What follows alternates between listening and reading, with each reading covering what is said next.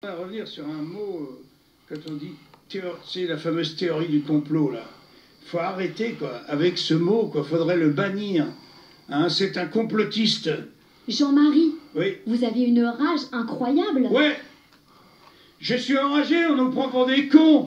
On nous manipule, on organise une dictature chez nous. Comment je serais pas en colère? Oh, comment je serais pas en colère? On nous prend pour des cons, on nous manipule, on fait crever nos commerces, on détruit l'industrie mondiale. Pourquoi? À qui profite le crime? Est-ce que je peux me poser cette question?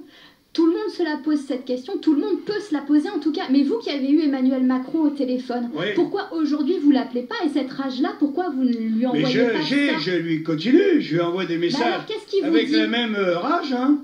Mais lui il obéit.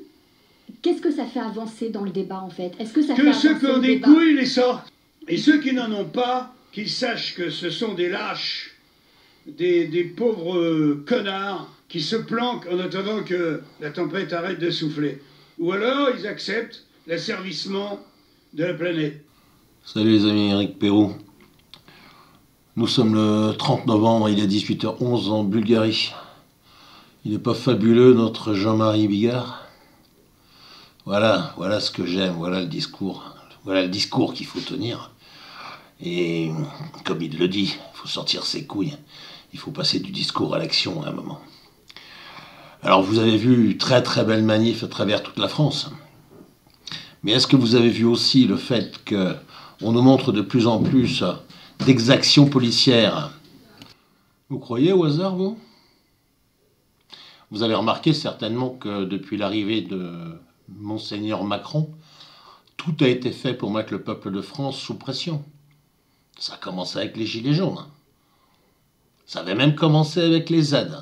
Il avait repris le dossier de Air Hollande. Mais il l'a bien fait durer, il a bien fait tartiner le truc. Bien pour énerver les gens. Et puis après, ça a été les Gilets jaunes. Et puis ça a été des yeux arrachés, ça a été des mains arrachées.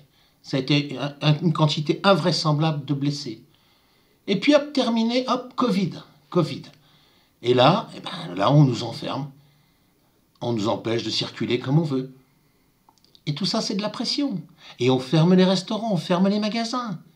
Sauf ceux qui sont essentiels, hein. Ah bah oui, les banques, les bureaux de tabac.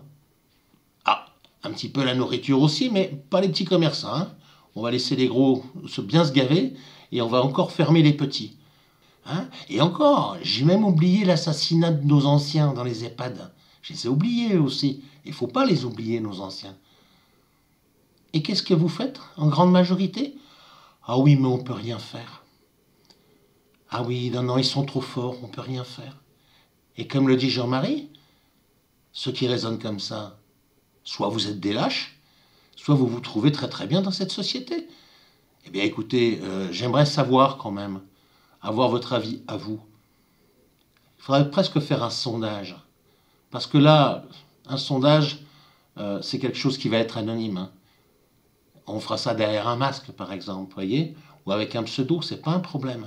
Mais pour savoir finalement, dans ce pays, combien sont heureux, combien voient l'avenir. Aujourd'hui, c'est encore confortable. Hein. Vous avez peur d'un coup d'État. Hein? Bah écoutez, si ça ne change pas, ça va être la guerre civile. Ouais, il n'y a pas pire que la guerre civile. C'est simplement l'horreur. Les voisins qui se tirent dessus. Pour des vieilles vengeances. Les familles qui se tirent dessus. Des cadavres partout.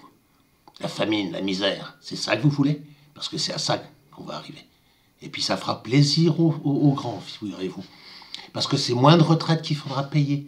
C'est moins de salariés qu'il faudra indemniser au chômage. C'est moins de gens au RSA, vous voyez? Ils auront réussi. Et puis qu'est-ce qu'ils vont faire? Mais ils vont envoyer des milices. Et puis là, ils vont remettre de l'ordre. Et puis cette fois, eh bien, ça sera enfermement total. Vous verrez ce que je vous dis. Je ne le souhaite pas, je vous garantis. Mais pas du tout même.